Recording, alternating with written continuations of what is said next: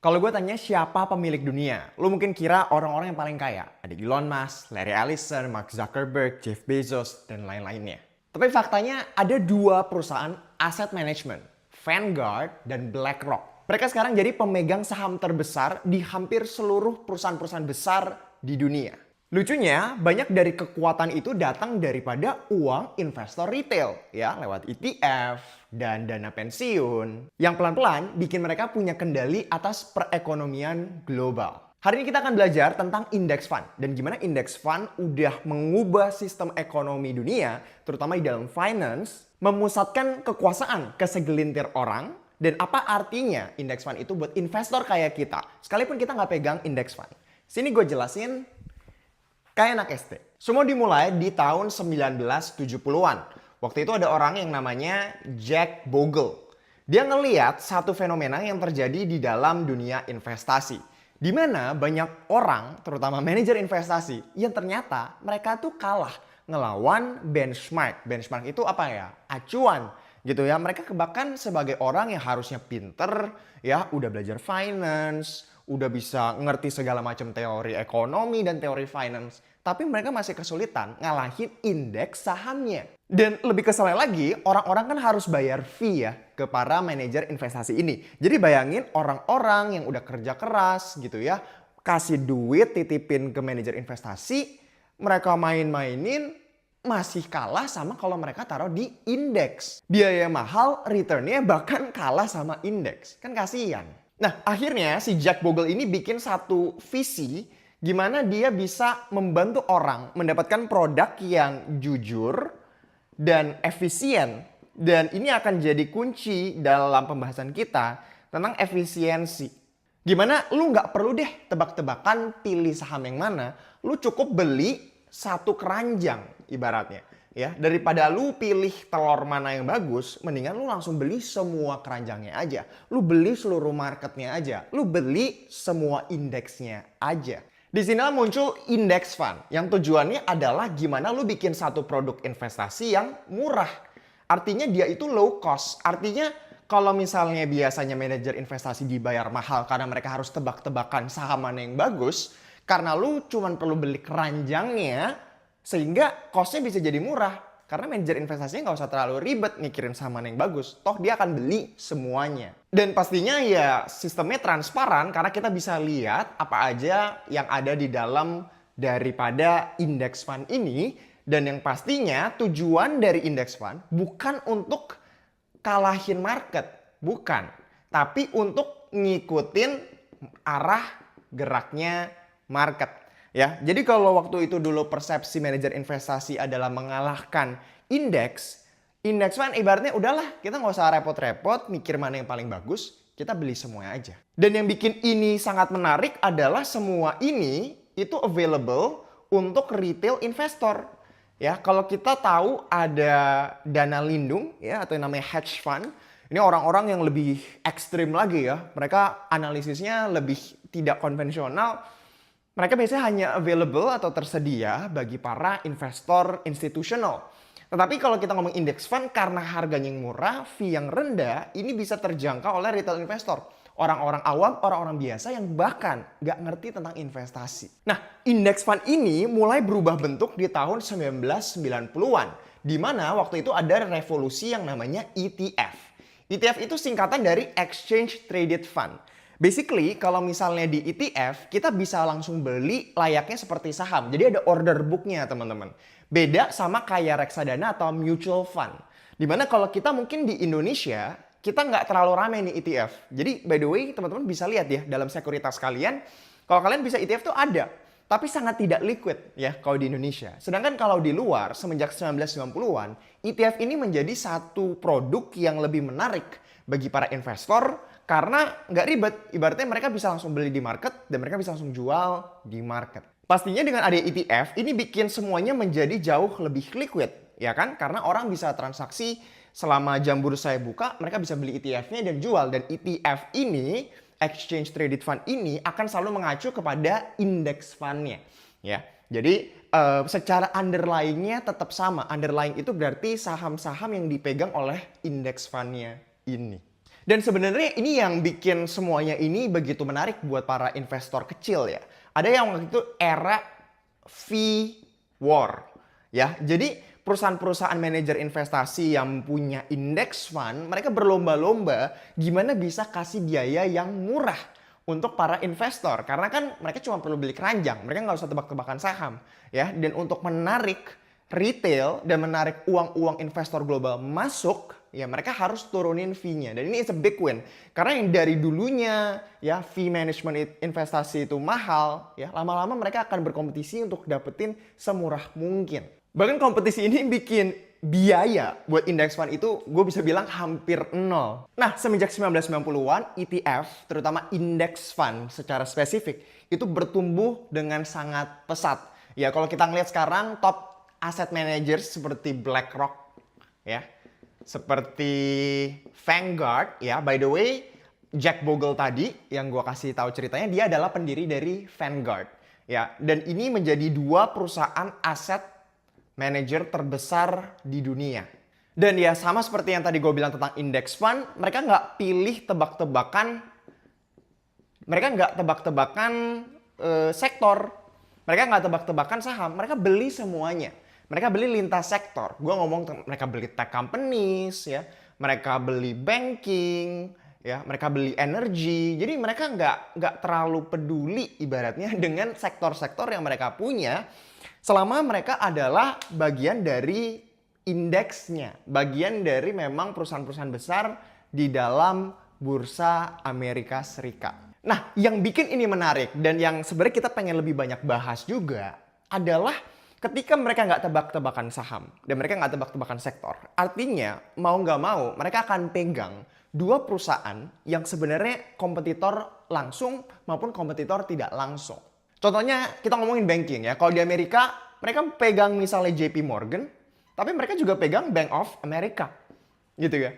Jadi mereka akan pegang dua perusahaan dengan jumlah yang besar ya, karena mereka mungkin salah satu majority investor di bank-bank besar ini. Ya mereka akan punya saling competitors gitu ya.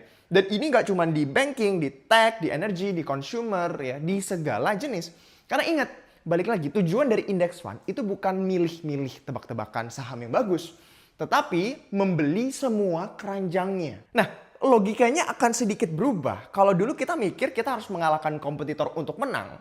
Sekarang kalau lu sebagai anggap lu sebagai decision maker, ya, lu kerja di BlackRock atau lu kerja di Vanguard. Dan by the way, lu juga punya kuasa di dalam board atau di dalam meeting-meeting perusahaan-perusahaan besar ini. Insentif lu bukan satu perusahaan mengalahkan yang lain. Tapi sekarang lu berpikir, gimana caranya semua bisa menang? Karena ketika semuanya bisa menang, lu akan diuntungkan. Ingat, ya, index fund fee-nya kecil. Jadi, mereka akan mencoba mendapatkan duit sebanyak mungkin lewat apa? Lewat jumlah yang namanya NAV atau Net Asset Value. Ya, mereka nggak mencoba untuk dapetin return segede mungkin. Karena ingat, index fund tujuannya bukan beat the index, tapi follow the index. Tapi mereka dapat duitnya dari mana? Dari Net Asset Value. Net Asset Value artinya berapa sih uang yang ngalir yang mereka jadinya bisa manage. Semakin menarik proposition ini buat para investor, makin banyak NAV-nya.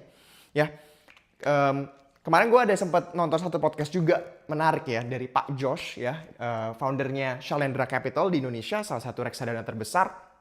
Dan dia bilang kalau misalnya ternyata fakta menarik ini di Indonesia, investor tuh bahkan lebih suka return yang stabil ketimbang return yang tinggi, tapi drawdown-nya tinggi.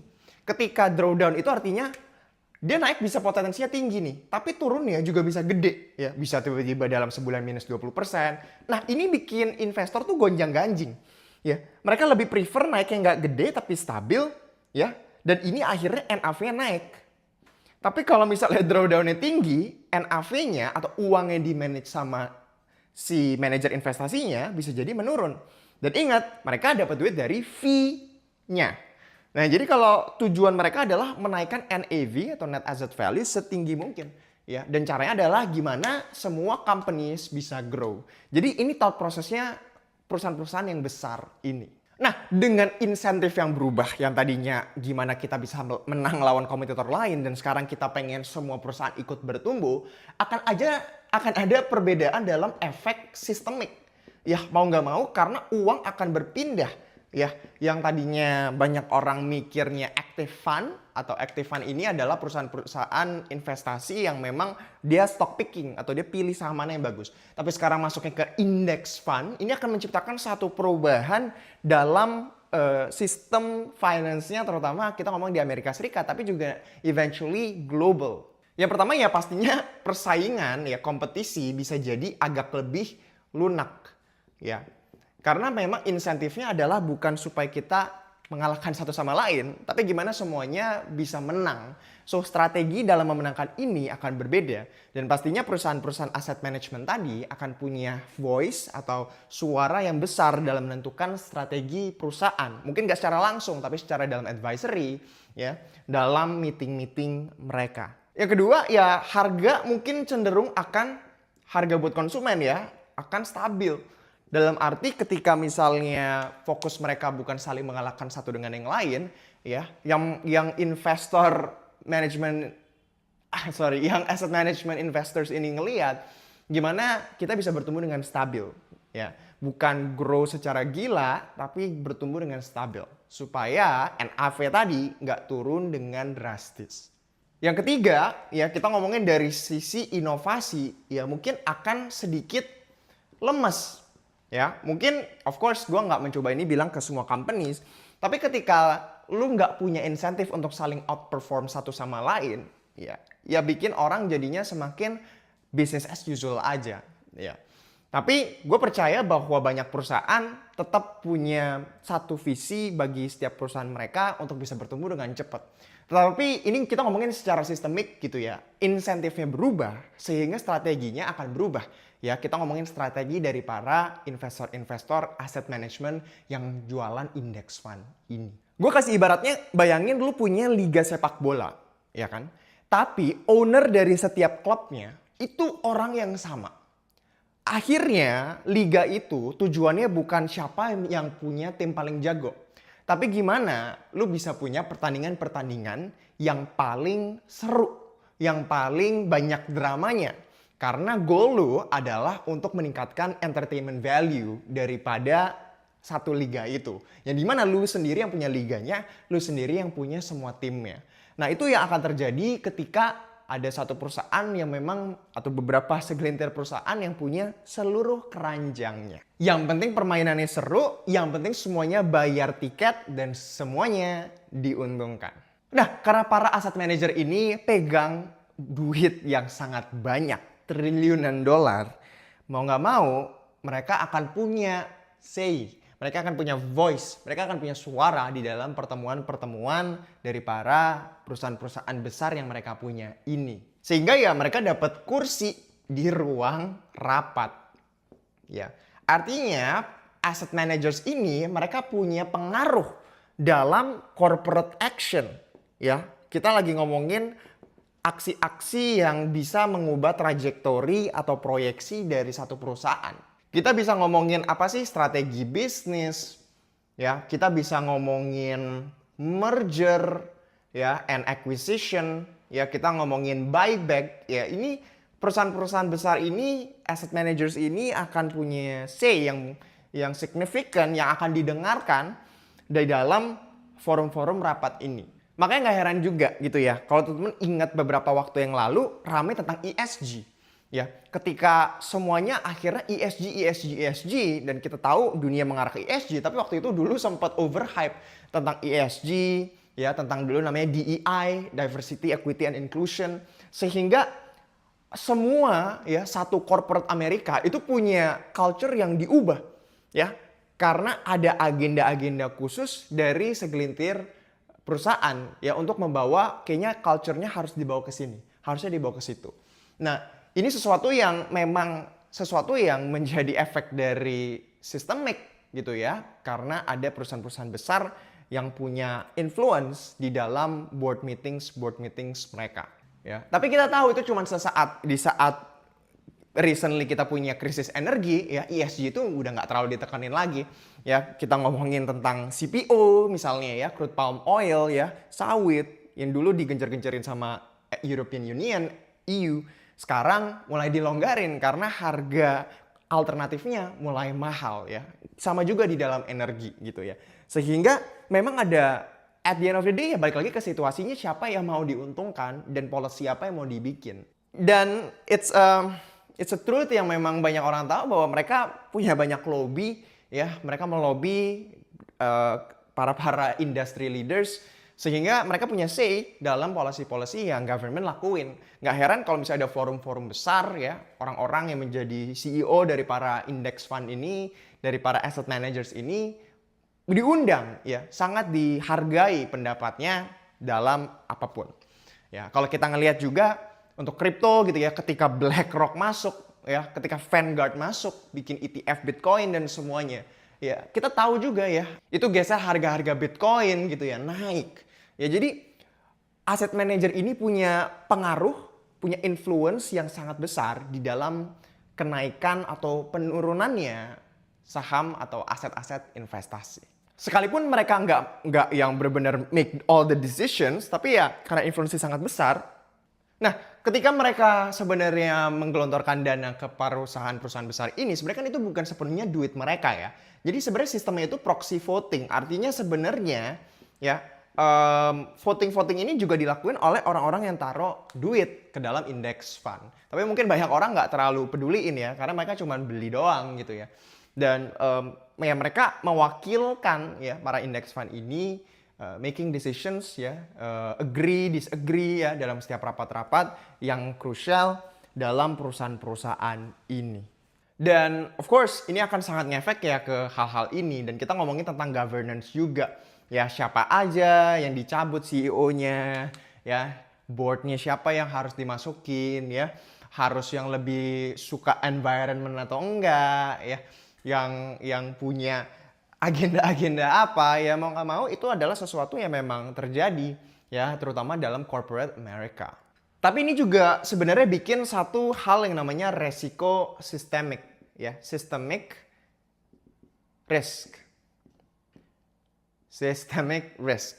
Ya, resiko sistemiknya adalah ketika satu ETF goyah, ya ini akan menurunkan NAV. Balik lagi tadi ya. Net asset value akan turun dan ini akan bikin panik ketika NAV terus menurun, dan gak akan ngefek cuma satu index fund, tapi mungkin akan mempengaruhi index fund lainnya. Ya. Dan ini akan bikin satu domino efek ya, karena balik lagi perusahaan-perusahaan ini berinvestasi di dalam perusahaan-perusahaan yang besar. Jadi misalnya kalau ada bear market yang sangat lama, NAV yang terus menurun, itu malah justru bisa jadi domino efek kepada underlying aset di bawahnya.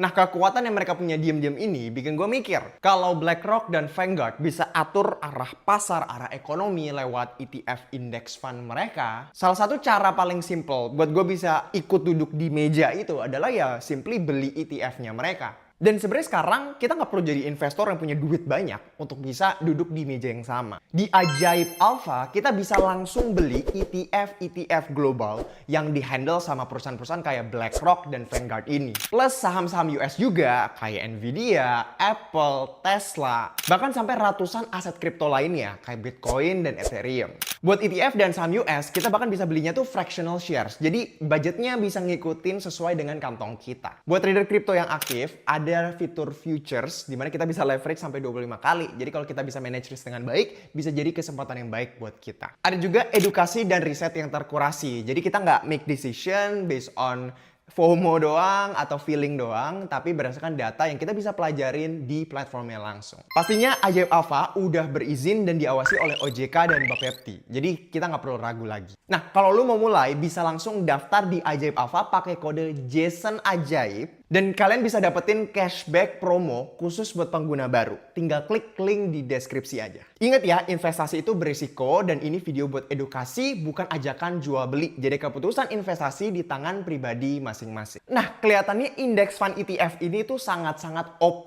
banget. Tapi pastinya ada resiko dan kelemahannya juga. Tadi gue sempat bilang ya, kalau di Indonesia ETF itu kurang laku ya. Sebenarnya jawabannya sangat sederhana, karena kita tahu ya kalau kita beli index fund ETF, itu kita beli satu keranjang. Jadi kita sebenarnya nggak bikin satu keyakinan kalau misalnya satu perusahaan akan lebih bagus, tapi ketika kita beli satu keranjang, kita percaya the whole index itu akan bagus. Nah, dalam konteks Amerika, kita percaya bahwa ekonomi Amerika dan perusahaan-perusahaan yang mendukung ekonomi Amerika Serikat akan terus naik. Ya, dan kita bisa ngelihat ya, selama 20 tahun terakhir, 30 tahun terakhir, kita ngelihat performa S&P 500 yang merupakan indeks sahamnya Amerika Serikat. Naiknya luar biasa. Nah, beda kalau kita ngelihat di Indonesia. Di Indonesia, ya mayoritas dari para perusahaan-perusahaan kita yang besar itu sifatnya adalah komoditas. Di mana di dalam dunia investasi komoditas itu sifatnya dia cycle atau siklus. Artinya ada momen-momen dia bisa naik dengan sangat signifikan. Contohnya di 2008, ya di 2022 di mana ada komoditi super cycle, ya. Tapi ada waktunya dia rontok. Sehingga kalau kita ngelihat performa indeks kita dalam 5 tahun terakhir, dalam 10 tahun terakhir, rasanya kok arahnya nggak kemana-mana. Makanya ETF Index Fund ya atau perusahaan-perusahaan yang memang beli satu keranjangnya indeks Indonesia memang kurang laku. Makanya kalau kita sebenarnya ngelihat gitu ya di sekuritas kita beli ETF tuh sangat nggak liquid teman-teman. Ya kita bisa lihat ya bid offernya itu sangat kecil. Ya karena ini sangat berbeda. Kalau di Amerika Serikat ya ETF index fundnya itu sangat besar, sangat liquid. Tapi gue hari ini mau bahas sedikit tentang struktur likuiditas. Atau sebenarnya how does all this work sih? Sebenarnya gimana sih cara kerjanya si ETF ini gitu. Nah, likuiditas itu kan ngomongin seberapa gampang kita beli dan seberapa kita jual. Ya, seberapa banyak volume perdagangannya sehari-hari. Kalau kita mau lihat struktur likuiditas ETF, sebenarnya itu balik lagi tergantung dengan likuiditas underlying di bawahnya. Ya, kita ngomongin underlying ini adalah saham-saham yang memang masuk ke dalam index fund-nya ini. Artinya kalau likuiditas underlying-nya jelek, ya otomatis likuiditas ETF-nya ikutan jelek. Ya, karena likuiditas ETF ini sangat dipengaruhi oleh underlying-nya. Dan ini bisa jadi satu hal yang sangat krusial kalau kita ngomongin ada tekanan besar yang bikin orang jadinya sell off. Ya, sell off itu artinya tiba-tiba orang jual secara massal. Oke, kenapa gue bilang kalau misalnya sell off ini bahaya? Mungkin tadi gue satu part ya. Jadi kalau misalnya ya ETF, kita misalnya nih sebagai investor kita beli ETF. Yang terjadi artinya kan berarti si index fund ini atau manajer investasinya mereka dapat duit dong dari kita. Apa yang mereka harus lakuin sama duit itu? Ya mereka harus beli underlying asetnya. Ya kan? Artinya mereka harus beli saham-sahamnya. Nah biasanya mereka setiap berapa waktu, berapa bulan, mereka akan nge-rebalance ya. Teman-teman mungkin pernah dengar ya katanya, portfolio rebalancing. Artinya mereka harus memastikan bahwa uang-uang yang baru masuk itu bisa proporsinya tetap sama nih secara persentase. Ataupun kalau misalnya ada pergantian persentase. Ya, jadi uang yang masuk ya itu bisa dialokasikan sesuai dengan memang strategi index fund-nya masing-masing gitu. Nah, artinya ketika beli ETF, mereka harus beli underlying di bawahnya atau aset-aset yang memang masuk ke dalam index fund itu. Tapi apa yang terjadi kalau kita jual? Nah, kita mau bahas arus mekanismenya yang terjadi kalau misalnya ada sell off. Itu sebenarnya apa yang terjadi? Jadi kalau kita jual ETF, berarti kayak kita beli jual beli saham ya. Misalnya kita jual ETF di secondary market. Ya, yang terjadi harganya kan turun ya. Kalau banyak orang yang jualan, harganya turun. Nah, di dalam ETF itu ada yang namanya AP atau Authorized Participant.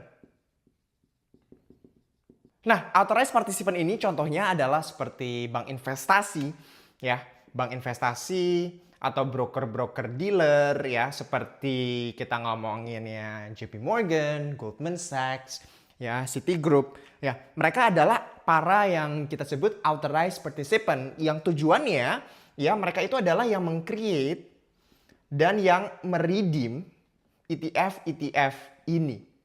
Ya.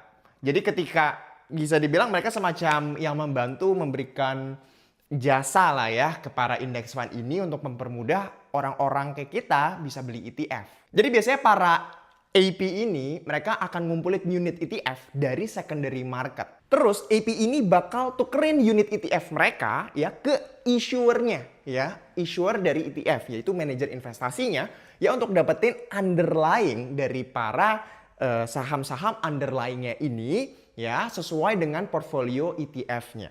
AP ini bakal jual aset-aset underlyingnya itu di primary market. Nah, masalahnya kalau pasar primary-nya itu lagi sepi, transaksinya lagi minim, ini menciptakan yang namanya discount value.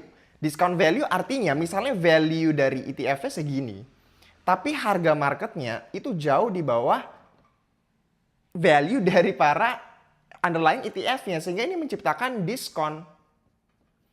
Nah, ini yang terjadi ketika ada sell off. Kenapa teman-teman? Karena jumlah pembeli jauh lebih sedikit daripada penjual. Sehingga ada yang namanya sell off, ada yang namanya fire sale. Dan ini yang terjadi waktu itu di saat COVID ya, pas Maret 2020 ini yang terjadi terutama dalam ETF bonds, corporate bonds secara spesifik. Jadi waktu itu ETF obligasi korporasi, terutama kita ngomongin yang investment grade maupun yang high yield, itu anjlok karena COVID. Nah, waktu itu harga ETF di marketnya itu jauh lebih murah daripada value underlying bonds-nya sendiri. Itu terjadi karena tadi jumlah penjual lebih banyak daripada jumlah yang mau beli. Nah, penurunan dari NAV ini akhirnya menjadi satu domino efek. Akhirnya transaksi minim, harga makin jeblok.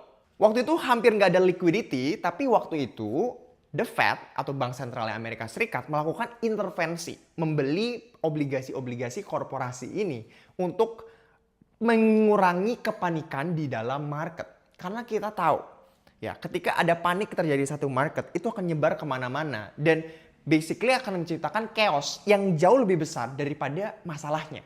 Nah itulah cara psikologi manusia bekerja. Ketika ada satu sell off, akan sell off di tempat-tempat lainnya. Dan inilah kenapa The Fed waktu itu intervensi di pasar bonds. Ingat ya, mereka adalah pemegang besar dari para saham-saham yang sangat jumbo ini. Ya, sehingga kalau misalnya terjadi arus keluar, konsepnya sama kayak tadi. Orang tarik duit, ya, NAV akan turun. Bahkan biasanya ini akan kelihatan nanti ada discounted price. Ya, discounted price antara value dan price. Price gitu ya, value segini tapi price-nya makin turun di market. Nah masalahnya gue yakin it's more about a psychology thing.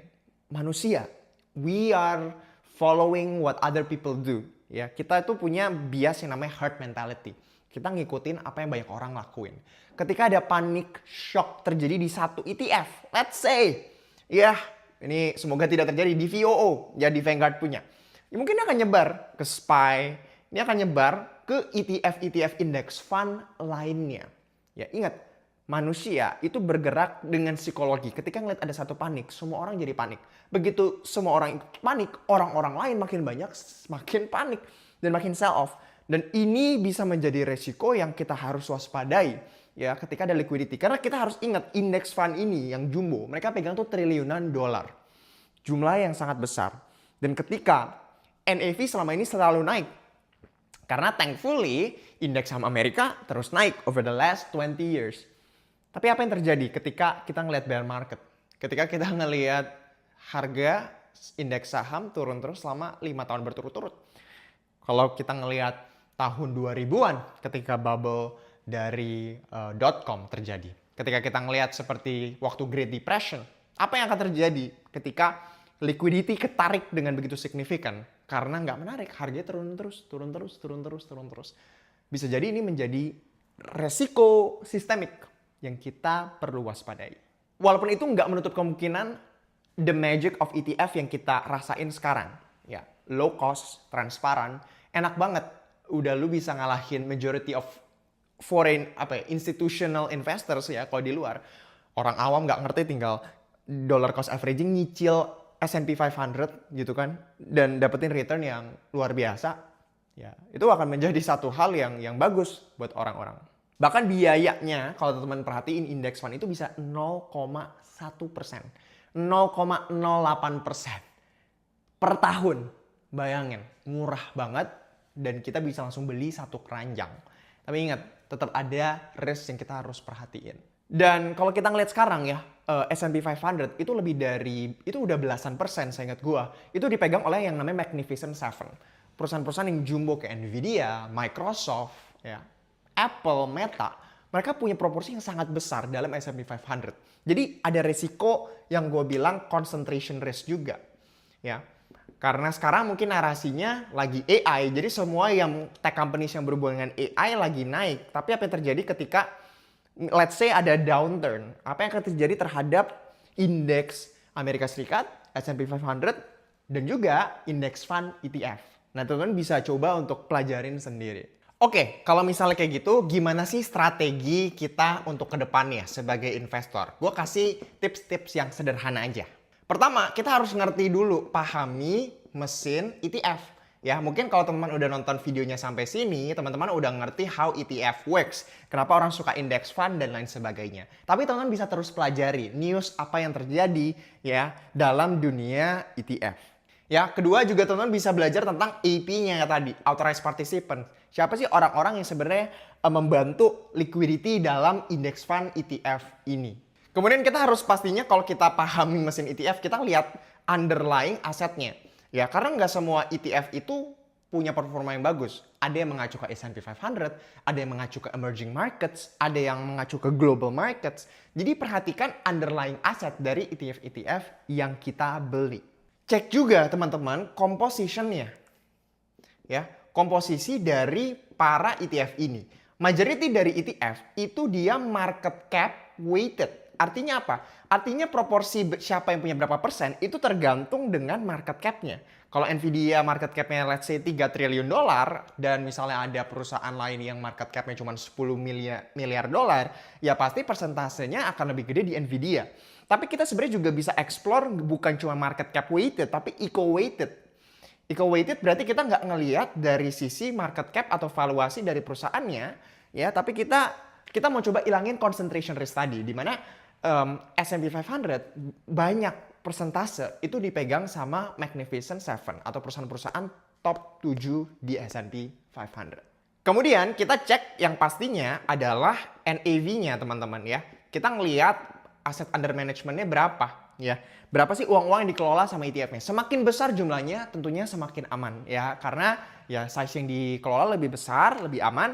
Biasanya spread-nya juga lebih kecil kalau teman-teman beli ETF-nya.